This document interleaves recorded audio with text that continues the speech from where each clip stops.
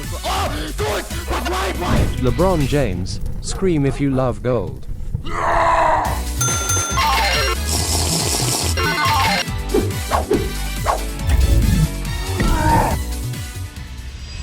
Gold is essential in Dark and Darker. It allows you to play the arena, high roller, and to buy new shiny stuff. Ooh, isn't that neat? But what if you had no gold? What if you were too broke to even offer heals? That would surely suck, wouldn't it? Today, I'll make sure that doesn't happen by showing you 5 different methods of getting the delicious gold you desire. I'll also be putting these in a tier list, ranging from S to D, and then I'll be rating some additional things within each individual tier. So for example, if I do bossing, then I'll also rate the bosses which you can do. The main thing which will affect the rating will be the profit, but I'll also count in the risk and the base capital needed for it. The first method I will be showcasing is farming the barnacles on this new water map. I'll quickly explain it, I'll give you a rating to it. Take it away now, you fucking freak. Quickly before we get into the video, only 2.1% of you guys are actually subscribed, so if you aren't and you enjoy it, please consider hitting that button. So I was thinking that I would start out would use the penguin to get an advantage just around the water map, and I have a little map made here from where you can find barnacles, and my idea is to break the barnacles, get the gems, sell the gems, and then see how much money I can make. That's the gist of it. I think most of my spells I can't use, but they don't matter that much. These are my perks. For now, that is the plan, that's what I'll...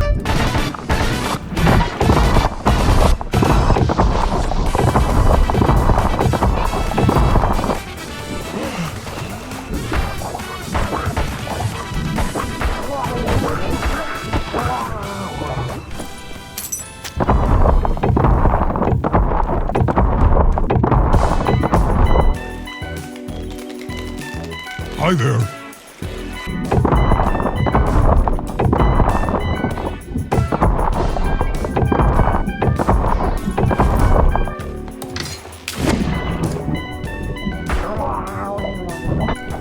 Oh, nice.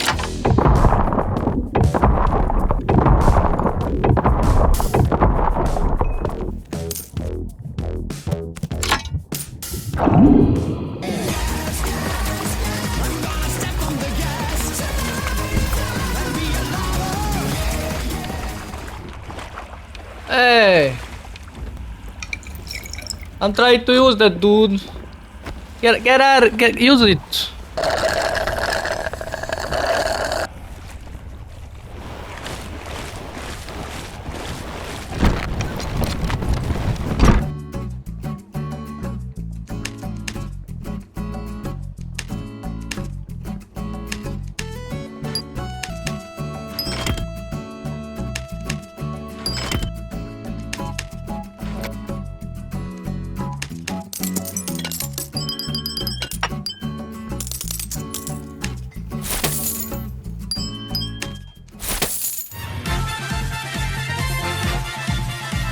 Okay, I would put Method of breaking barnacles into C tier. Overall, I think it's a pretty decent method to make actually good money if you are pretty new to the game. The risk is low. If anybody attacks you, you can basically run away with Penguin or jump away with the Panther. The biggest problem with it is that the money isn't that great. There are lots of escapes on the map. PvE is easy because you can just use your spear and swim backwards. Due to the boring nature of it and the lack of money, it actually makes, I would put it in C tier.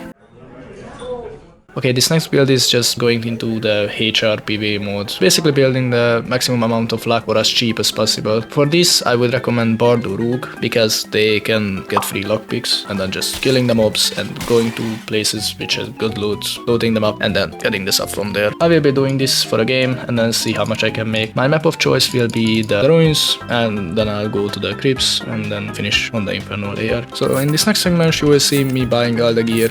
I'll try to go cheap, build as much move speed as possible and luck, of course.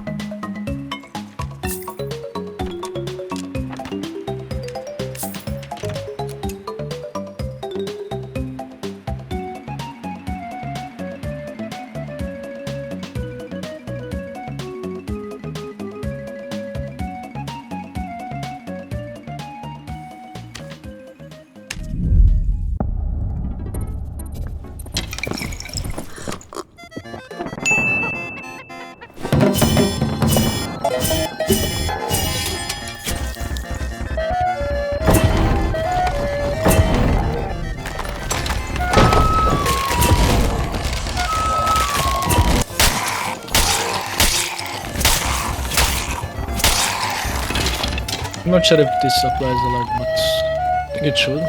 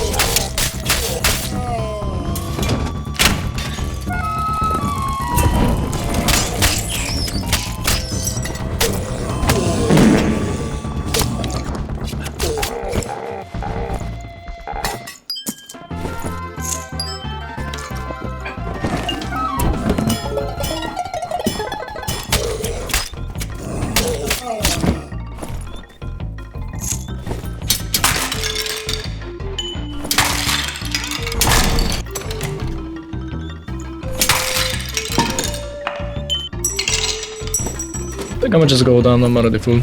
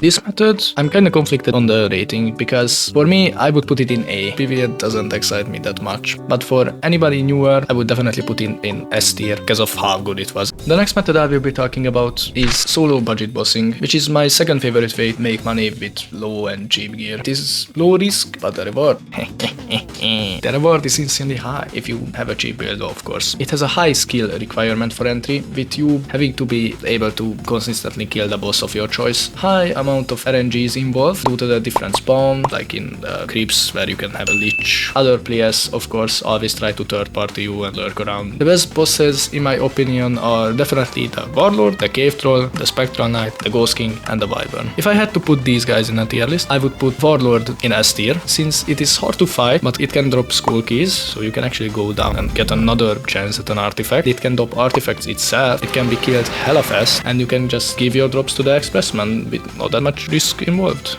Next, I would put probably the Wyvern. Wyvern is pretty hard to kill and it is pretty easy to grieve. But with the orb, which you can mine after killing the boss, and the guaranteed escape, it is definitely insanely worth it, especially with it being able to drop artifacts at such a high chance. I would also put another boss in this tier, which might surprise you all because it can't actually drop an artifact. And that would be the Spectral Knight. Harder to learn compared to Troll. The fabric is worth a decent amount. The boss is extremely fun to do. It is often even not contested. You can actually go down after this one, so. In B tier, I would put Ghost King, which might be controversial because Ghost King can actually drop an artifact and it isn't a hard boss at all. But it takes a good amount of time to kill alone because you can't actually spam the boss down because of all the scream stacking. In my experience, there is almost always a third party. And while it has a good chance to drop an artifact, there is no instant escape in HR, so I'd say the risk makes this much lower, even though the rewards are great. I would put C for Cyclops, easy to learn, and the boss allowing you to heal during the fight makes it pretty much a breeze. The biggest issue with it is that it doesn't drop anything particularly expensive. If you can grind him down fast, then he's a worthwhile investment. The last two bosses I don't have that much experience fighting, especially this one, the Banshee. I do not know how hard she is. She looks hard. I don't know if she has any expensive drops. Yeah. Last but definitely least, the Lich. The Lich is designed for teams. During the purple circle, you're basically fucked. Even if you trip up a little. Even if there's a tiny pebble in the arena. Ooh, I hit my toes. Oh my god. Yeah, it is possible to do with Warlock, but with that homing ball and purple circle, you pretty much can only do it with Warlock. Okay, next up we have snowballing with cheap gear. This is a method where you basically go in with a cheap gear set and then you try to kill someone basically more gear than you, thus snowballing into having better stuff. This works best on Wizard, Warlock, Barb, Ranger, where you run the annoying survival bullshit, and maybe Melee Cleric and Sorcerer. My budget, I would say about 2000 gold.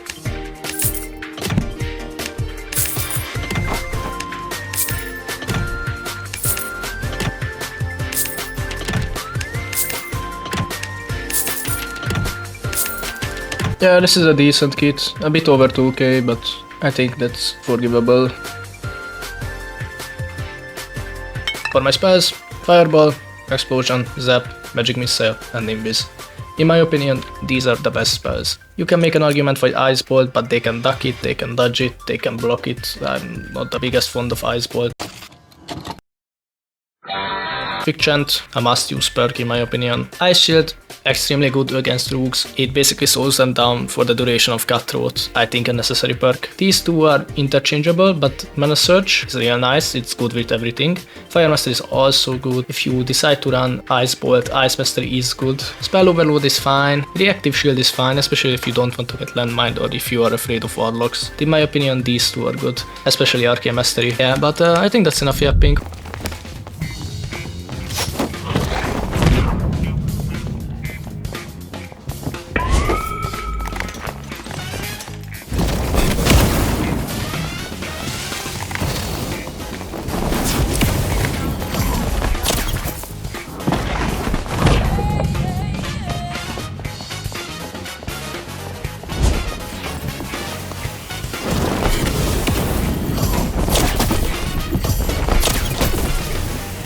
Oh!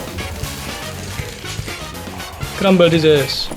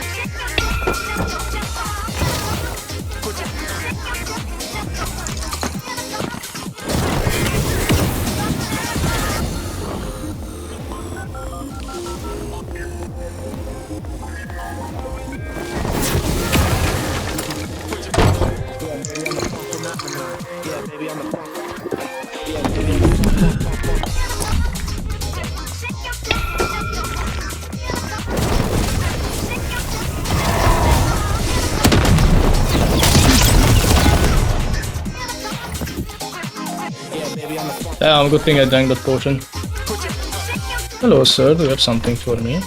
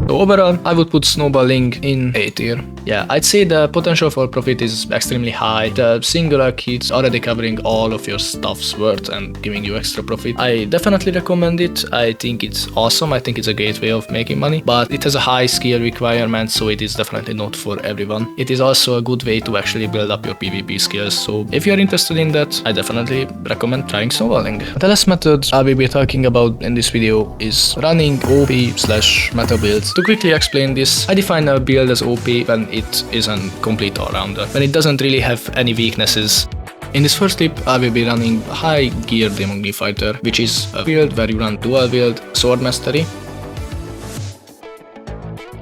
Yeah, you stack magic damage on your weapon, basically mostly coming from your crystal ball, but you can also get an additional roll on your helmet. You run this with usually a bow and either sprint, adrenaline rush, taunt, or second wind. I prefer double move speed, but I'd say the best in general would be second wind with adrenaline rush together. Basically, you're fast, so you can actually catch up to people, you are resistant to physical damage, you can mess by magic procs or have a dark plate, chest plate and taunt to negate magic damage. You still have a great ranged weapon if you decide to use a servo. There isn't really any counters to it.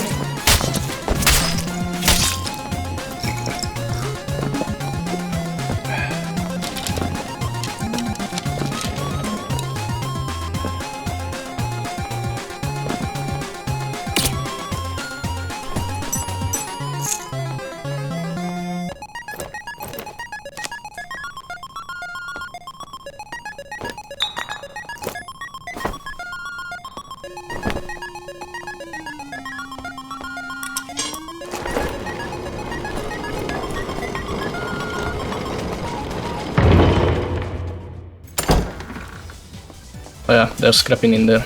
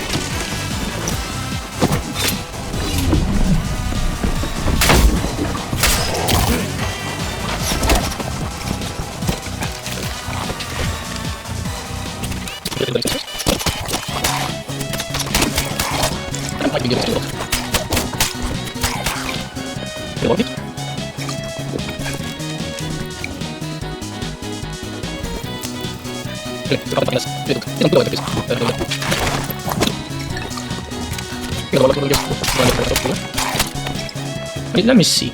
Let me hold your stuff.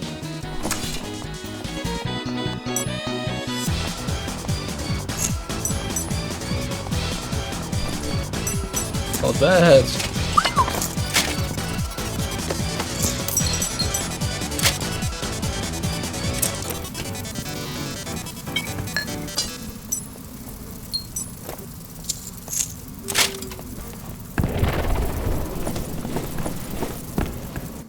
Okay, I think I'm gonna stop playing this because I'm gonna go to hell.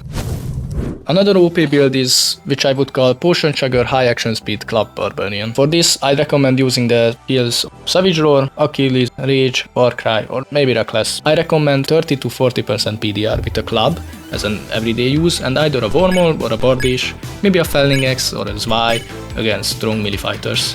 This build is OP because it is insanely hard to deal with. Since he can just heal up range damage extremely fast, you have good PDR, you have good MDR. If you play patient, like our players usually do, and force them to actually engage and come close, it is almost a guaranteed victory. And once you hit them with the club, due to your high action speed and the club actually removing a good amount of move speed, once you catch up, it's over for them.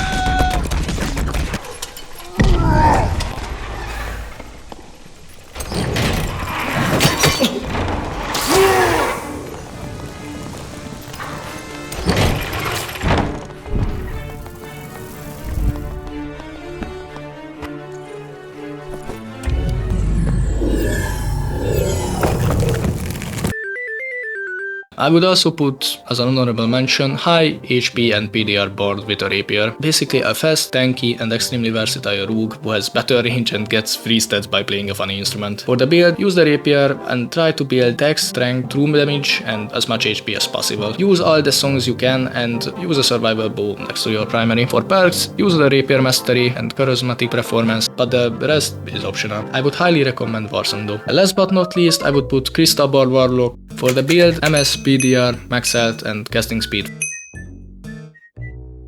It's OP because one curse and every melee is basically free. The Dark Reflection stacking with magic damage and Darkness Shards is just nasty. POC also stacks and it adds a debuff to them so they can't even recover, they can't even heal after the engagement. Not to mention the plus 3 all attributes from your OPS perks, and you still have all your spells to deal range damage.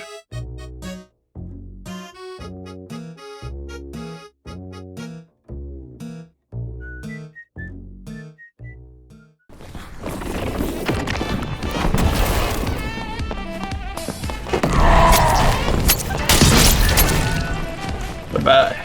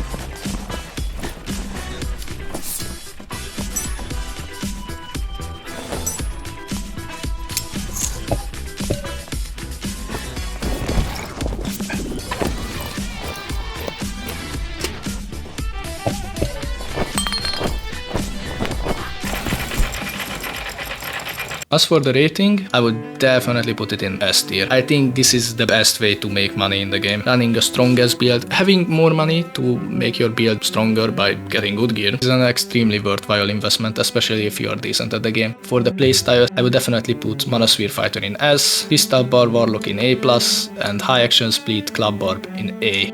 And I think that's my tier list, so that's all. Love you, bye.